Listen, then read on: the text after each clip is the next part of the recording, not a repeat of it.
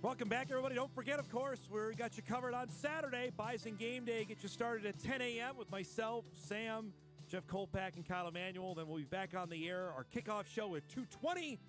The game between North Dakota State and North Dakota just after 2:30 inside the Dome. It's a big week for our next guest. It's homecoming in Moorhead, and also, there's a football game going on here in Fargo this week. It's our pleasure to welcome back to the show UND special teams coach Shawn Kostich joins us here on this Thursday. A lot going on. Spud homecoming, this game. This is a fun weekend, man. Yeah, it sure is. We got this big game going on Saturday. I'm not sure if you've heard, but Allegedly. it's a very big weekend. So the $1 million question, I asked you this off air. You guys were amazing on special teams. That first quarter last year, you couldn't have scripted that. I mean, I saw you on the sideline. I mean, how are you not like jumping out of your skin when you get a kickoff return to start the game and a block punt in the first quarter? Yeah, you always, I guess, envisioned a game could ever start like that, and somebody that plays the role that I do. But it was quite the moment, and I think the biggest thing you tell to our players is we're in the what's next business. I mean, a lot of last year that was great. We celebrated that. That was something that was huge for our program at the time, but we have an even bigger challenge coming this Saturday. We're not at home, we're at their place, and it's going to take a great deal of focus to execute something like you're describing, this game. And you've had specials again this year. We talked about it when you were on after the Montana game. You had another big play last week. I know the old axiom, Shawn, is special players make special teams, but what is it about that you've developed here over the last couple of years, say we can make a difference in winning football games on that part of the game? I think it's the way the head coach approaches the program and the way that he carries on the same message that, I try to do each and every day. We start every day with the special teams. You'll start every game with the special teams. So, and you're up there kind of like a salesman every single day. You're selling your ideas. You're just saying, hey, if we can do this, maybe this will work, or maybe this will work. And there were some non-traditional ways that we were able to create some momentum. I think the biggest one that wasn't discussed was the roughing the punter. I mean, they came after us, and we were able to, do a good job in that moment, and that's an automatic first down that gives us a half field, along with the block punt, along with the muff punt that they had. So, when you look at a game and how it gets out of hand with 70 points or wherever it was, it's usually because a lot of, different short fields, whether it's special teams or defense, providing that. So I think the message, to answer your question, is something we try to emphasize, like we can make a difference. If we really focus, this could impact the game in a positive way for our football program. This is a Captain Obvious question, but what does that do for your sideline when you make a play like that? I'm watching the Skokna return. I mean, it's just the Alaris was on fire. I can't imagine the sideline was anything calmer. Yeah, it's just, those energy creating moments. We have a goal on our special teams. It's to create a game breaker, and what we describe, whether it's, scoring a touchdown, blocking a kick, executing an onside, doing a fake. And the reason we have that is it alters the momentum of the game. And, we were in situations where maybe in the Alaris, we didn't create great momentum in game 4. And part of that was because we got to get some energy into the building. There's no better way to do that than special teams, because it's something that people don't expect to see. And when it happens, it can do it for the fans, the team, and everybody.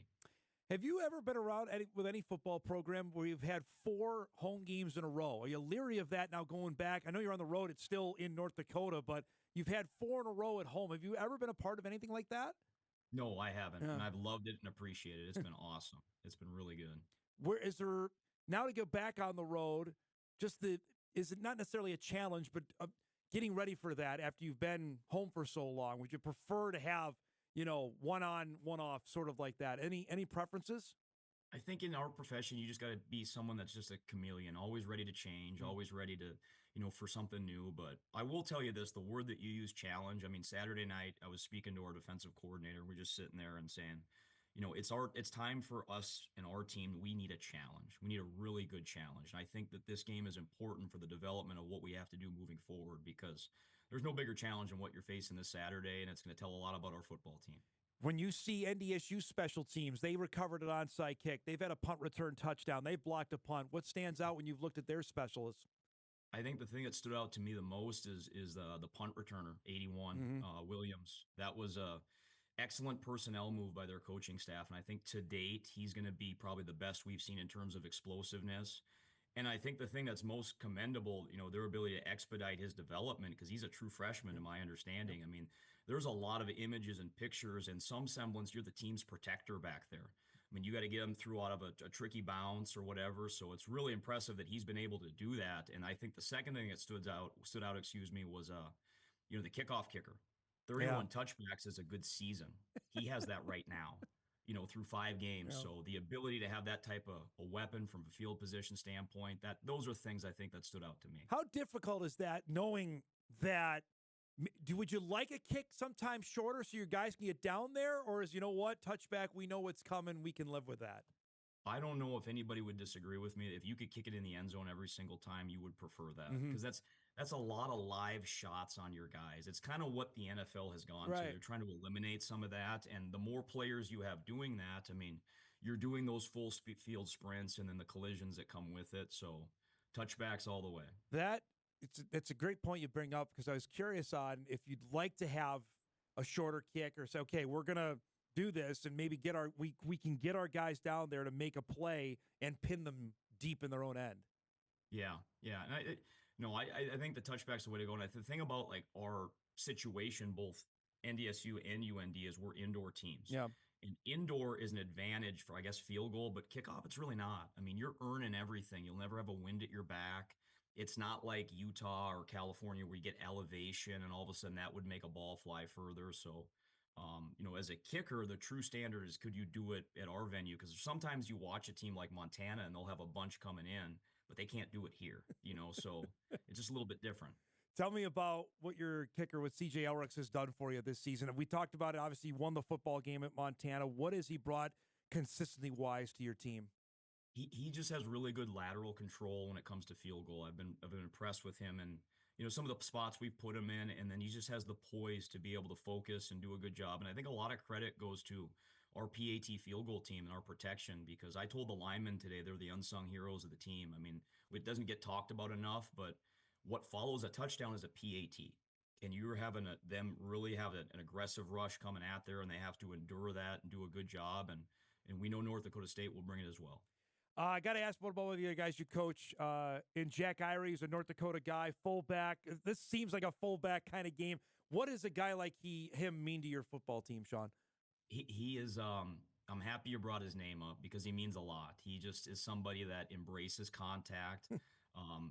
And they use that unsung hero. A lot of times they don't get credit for what they do. You'll see the running backs, get big gains, and people that are creating those holes are the linemen and some of the tight ends. And he has a role on our football team, and he's a really good role, and he does a good job at it. For the North Dakota guys, have you got a sense? I was talking with a few in the Bison yesterday. Is it unspoken with the North Dakota natives on your team about what this means this week?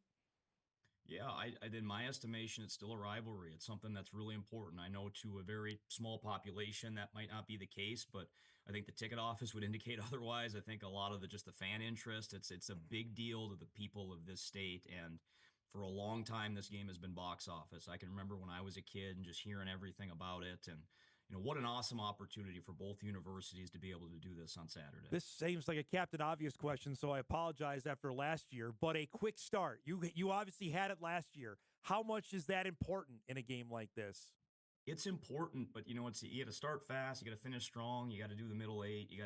I mean, it's really tough on what to say to your team, but I think what's important is that each play has a history and a lifespan of its own, whether it's good, bad, or indifferent. You got to go to the next one. Yeah. And, we have been in circumstances where we've started fast, like it be in Idaho State, and you just kind of keep it going. And then we have situations like Montana where that you couldn't have started any worse. But through it all, you got to play hard for 60 minutes. And when we got to this program, that's the only promise Coach Schweigert ever made. We're going to play hard for 60 minutes, and that's still our mantra to this day. It has to be. You have to have, especially as specialists, like the memory of a moth, right? You just because if you live with a bad snap on a punt or a bad hold on a few, I mean, that can mess with you, right?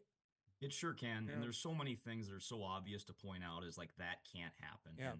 And, we have a great supporter of our program that owns a car dealership, and he speaks to our team at times. It's really great. And he says, we ask our people to do a lot of things that are simple, but they're not easy. Make the kick, catch the ball. Simple, but not easy. And we really coach against the fundamentals to make sure that, we don't have bad situations on a day-to-day basis. Because you see when Nobody knows the long snapper's name until it goes over a guy's head, or nobody knows the holder unless he can't catch the ball. It's as simple as that, right?